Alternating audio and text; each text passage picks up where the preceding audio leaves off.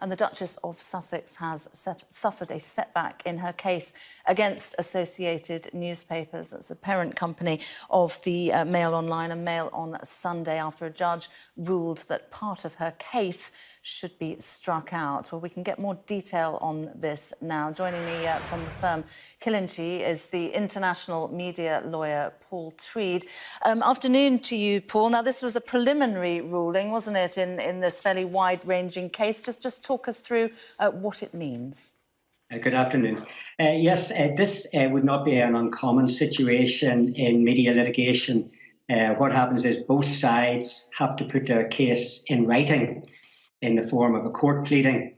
And in the case of the Duchess's lawyers, in their particulars of claim, in the arguments they were putting forward on her behalf, they included various allegations that Associated Newspapers had been acting dishonestly, that they had been deliberately trying to stir up a conflict between Meghan and her father.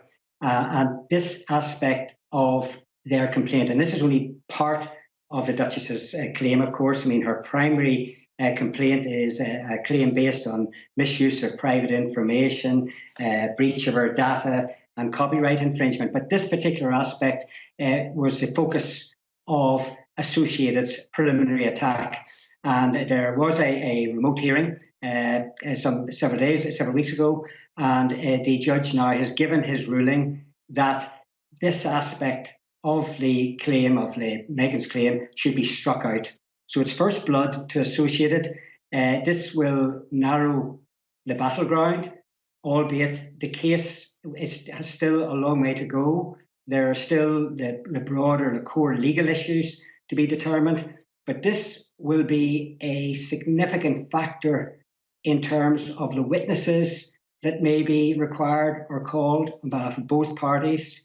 And from Associated's point of view, it is sending out, quite a strong message from the outset that, if they have got it wrong, if there is a breach of the law, and if there's been misuse of private information, misuse of Meghan's data, well, then that will be a separate legal issue, which they will continue to fight, but that they were not motivated by bad faith or dishonesty. And I think this is an important ruling for them. Yeah, I was just going to ask you to further clarify there. You were sort of hinting at it, saying it's going to narrow the focus of the case and might change the witnesses that can be called, etc. Does the fact that that Associated has been successful here, does that strengthen their hand for the rest of the case? It's certainly the core fundamental issues are still to be tried, and they are still very much open here. And that's this fundamental factor. There was a personal letter, and that personal letter has been published by a Sunday newspaper.